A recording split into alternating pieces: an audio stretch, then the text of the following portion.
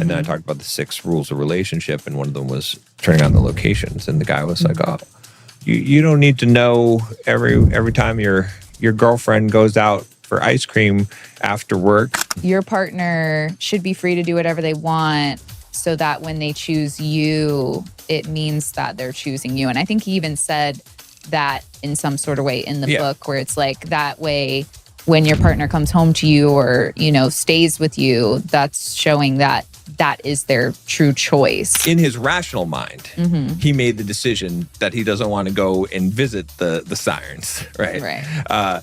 In his irrational mind, when they started playing the music, of course, that's the first thing that he was doing so they started singing, and he's like, no, untie me. I want to go, take a trip in the ocean. And they didn't. But it's the same thing with us, right? It's a very long-winded explanation, but the point is that, and I think it's really important to understand why commitment is actually important and why we do this publicly and why we spend money and buy engagement rings and all these things. But it's freedom in relationships, right? So what I mean by this is, are relationships restrictive to one's individual freedoms? Should they be? What amount of freedom is appropriate in relationships? It's a pretty broad topic. Like Rodrigo said, it could be 6 episodes, but we'll try to condense it to 1. So, well, where do you want to start? Oh, gosh, I don't know. Well, I mean, again, to give another book reference, have we talked about how I found freedom in an unfree world on this? I don't know if we did. I don't know. On this podcast, but yeah, how I found freedom in an unfree world, Harry Brown. In that book, he talks about relationships. And I mean, he revises what he has to say towards the end of it, but he should. Right. Yeah. As his initial view on relationships was that there should be no restrictions on any person at all. 0.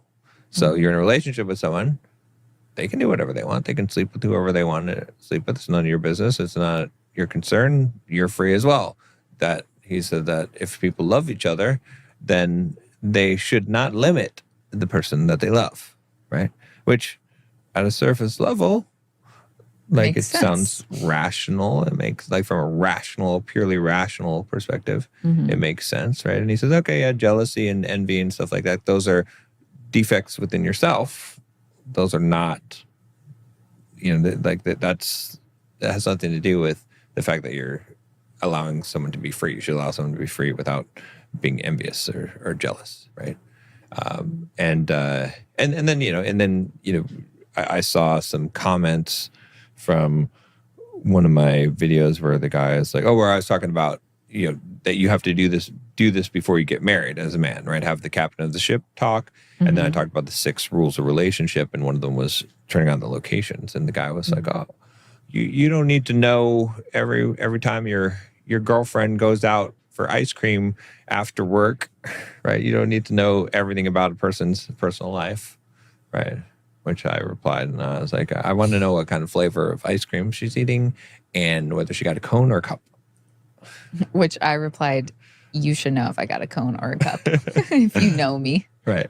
But and we'll break that down a little bit. But and then the final thing that kind of brought it all together is we talked about a little bit the secret lives of Mormon wives. Yeah. I want to say housewives because of the Jersey housewives or whatever. That vibe. Yeah, but there's a thing where they go to Vegas and they're going to a Chippendale thing, right? And it's like, again, the same thing. Like they tried to use actually, and I think the show is kind of geared towards that, but they tried to use manipulation tactics on their husbands by being like, "Oh yeah, it's unattractive when a man is controlling, or that he would restrict a woman from just having some fun or good innocent fun or whatever, that kind of stuff." So anyway, so that kind of sets the stage. So well, which one do you want to start with? Well, yeah, I mean, what do you, give you a jumping off point since I talk so much here. So you want me to pick? I mean, yeah. I also read How I Found Freedom in Unfree Worlds. Yeah. And yeah, the relationship and then the parenting advice that he gives initially is just no. But like you said, the concept makes sense, right? The Right. concept of your partner should be free to do whatever they want so that when they choose you, it means that they're choosing you. And I think he even said that in some sort of way in the book, where it's like that way when your partner comes home to you or, you know, stays with you, that's showing that that is their true choice because they have this freedom, right? Which, like you said, logically that makes sense. However, the issue I have with that is then why even make a commitment? Why even get married? Because he was married. Right. And he still was like living in this freedom, right? Like if that's genuinely how you want to live, right, I don't see why you would make a commitment of marriage or even like a commitment of a like exclusive relationship.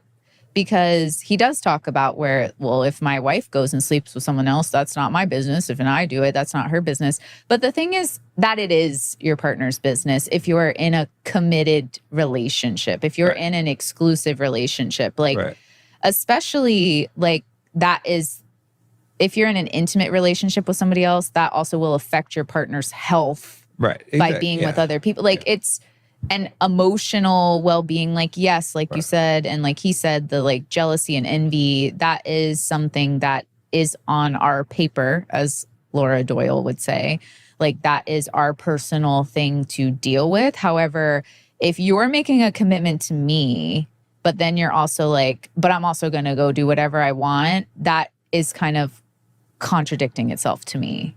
Right, exactly. Yeah. Yeah, if you have the commitment piece in there. Right. So it's like, yeah, and there, I think there's a few different flaws in his thing, which again, like to give him credit posthumously since he has passed, but he did revise some of it. He didn't do a great job of revising it. It was kind of like, I was wrong about some of these things, right? But but one of the things I just forgot what I had something you that your notebook. I know I need my notebook, but I had something I was going to say about. I mean, I've got a few things about it, but one of them is, you know, just the I know what I was going to talk about. It's like, okay, so one of the things you're doing when you're making a commitment, right, is you are choosing when you're in a rational state of mind, that like in a good state over a long-term rumination on the concept or idea, a course of action that you want to take,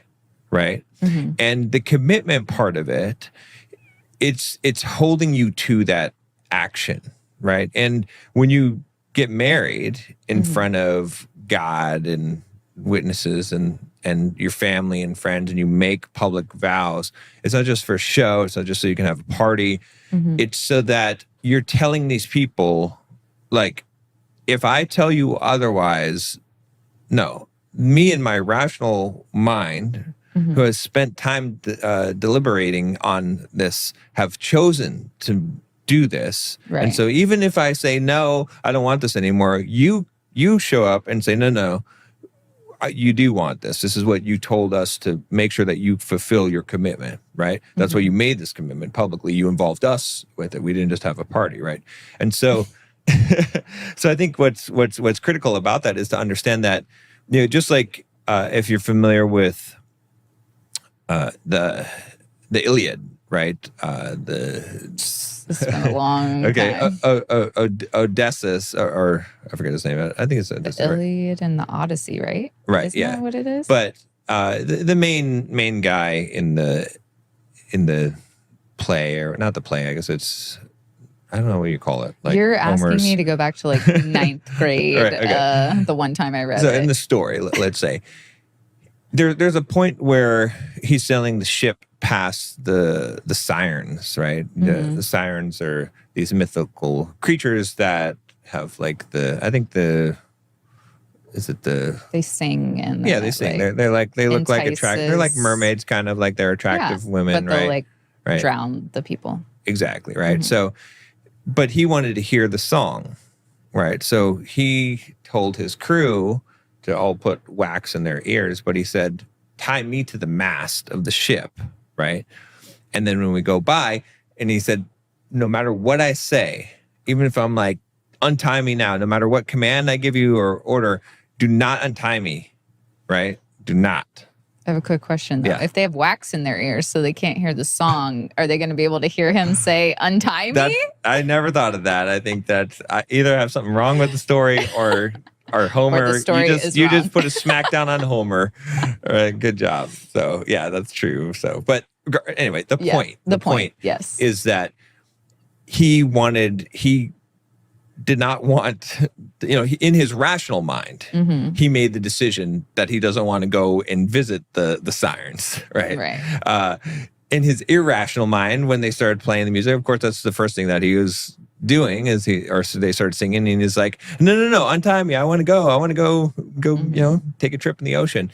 And they didn't. But it's the same thing with us, right? It's a very long-winded explanation, but the point is that, and I think it's really important to understand why commitment is actually important and why we do this publicly and why we spend money and buy engagement rings and all these things, is because you have a long time to think about getting married or getting into a relationship, right? You have a long time because that's why but in the split second, those are the decisions that we make that destroy them, right? And so the point is that you get angry in an argument, or whatever, you do something that you're upset at your partner. Those, in your rational mind, you made this choice and you had a long time to deliberate on that choice, and you want people to hold you to it. So that's what is the problem with what he's saying, is that he assumes that people always operate rationally, but they don't. We know when we make a commitment that we were in our rational mind, and that's why we make a vow and we ask other people to hold us to it, because we know that at some point we're not going to be in our rational minds. Right. And when you're out, at a nightclub, whatever, getting drunk, and you potentially cheat on your partner, that is in your irrational mind, right? But it helps to have the commitment to be like, oh yeah, I can't do this, because there's a reason, there's penalties, there's there's something that's holding you besides just saying, we're just free to do whatever we want. Or even just when you get in an argument, like you come back to the commitment, right? You might be mad, but you don't just break up, or you don't just get a divorce because you're upset. Like, you have a commitment that matters. So yeah, no, that's 1,000% correct.